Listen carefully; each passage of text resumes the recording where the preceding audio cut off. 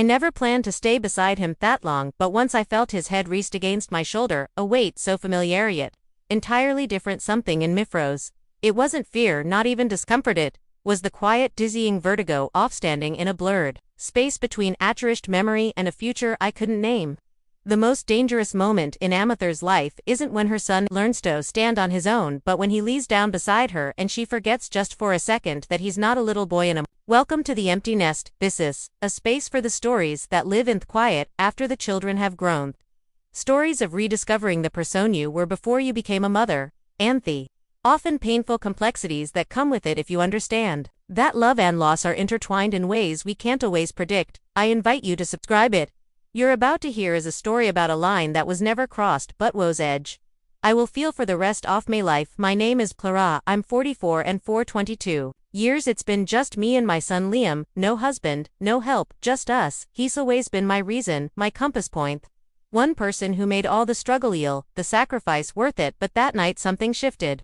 Not dramatical, not all at once. It started with a cold house, a tired body, and a moment I thought was innocent until it wasn't. The heater was acting up again, our old housey a place of comfortable Shabbos. I'd worked 3 jobs to keep always ran cold when it rained, especially in my room, where the window frames were warped and barely sealed against the damp. Liam had been up late all week working double shifts at the diner and trying to finish a midterm project for his community college course. He came into the living room rubbing his temples, his eyes barely open. Can I lie down in here for a bit? He asked, gesturing toward the couch. My room's an icebox. I nodded with though thinking. Of course honey, but the couch is lumpy. Just come in my room, it's warmer. It was an automatic response. His home was my home. My bed had always been a safe place. I have a vivid memory of him at age 7 burning with a fever, his small body trembling. I'd held him all night in that bed, his damp head tucked under my chin, his small hand fisted in the collar of my nightgown. He had whispered mad-up stories about Bravik nights and talking animals. My voice a low hum meant to ward off the scary things in the dark. That bed was our fortress against the world. He lay down on top of the covers, now pulling the quilt over himself. I stayed at the edge, propped up on my pillows, a book, a pen on my lap, pretending to read. Their rain tapped a gentle hypnotic rhythm against the glass. Then I felt it deafened shift in weight as he moved closer. Told myself he was just cold. He was Ron, cold that hadn't changed since Hugh as a kid. His arm brushed against mine. Yes. He adjusted the pillow, then slowly, deliberately it rested there. There was nothing inappropriate, nothing bold.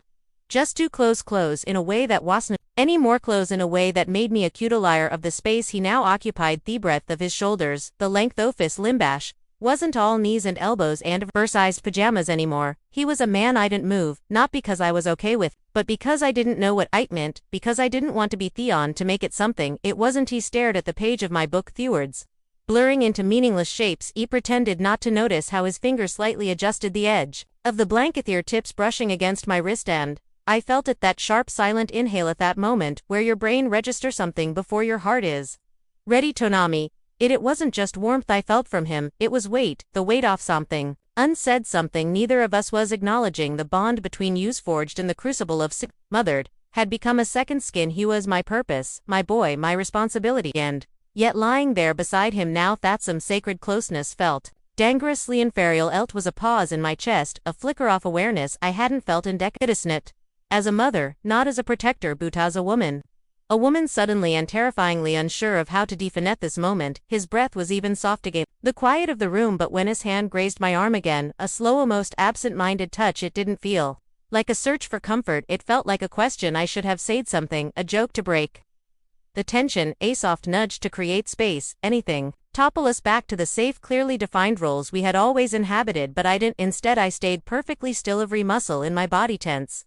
Every thought circling the same unanswerable question as this. I told myself it was nothing, that it was just a long exhausting week, that maybe I just missaid buying close to someone, anyone, and this feeling was just loneliness, my own desperate need, getting in the way. Button.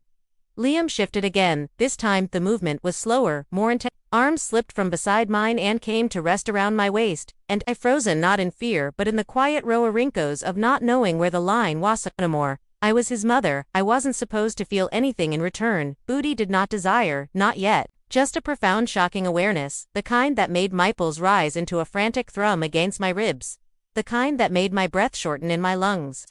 Didn't speak, he didn't push, but his chin stayed there resting on me gently, possibly like it belonged there, and in the dark I realized something terrifying. Didn't want him to move, not yet, because in some strange starved part of me soul, it had been years, a lifetime essence. Someone had held me that softly, and that's what scared me the most. His fingers moved slightly, barely a shift, but it was enough to send a quiet electric ripple through me. He was still breathing evenly, his eyes closed, but he went to sleep. I knew that with certainty that was as absolute as the rain outside, and I wasn't imagining this. I could feel the solid warmth of him throw the heavy quilt, the way his hand had adjusted its grip, not possessively, just their gentle steady present. I had gone so long without being touched like that, not as Amathar being hugged, but as a woman being held. There were nights when the silence of this old house used to feel like safety, like a peaceful harbor. Now it felt like a vacuum, pulling every buried ache, every unmet need to the surface. It told myself to move, to pull away my body just a few inches and break the spell, but I didn't. Instead, it turned my head slightly, and found his fist was already close, and his eyes were open. He was watching me quietly, carefully, with an expression thought said he wasn't sure what he was doing, either just that something wash uponing, and neither of us had the words to stop it. His eyes searched Menethi, weren't demanding, they weren't guilty. They were just open, vulnerable. He whispered his name, Liam. It was barely a breath, and in the silence of the room it sounded like both a warning and a ply. He didn't lean in, he didn't move a muscle, but I felt the moment stretched, growing thick with all the things weren't supposed to feel, all thought questions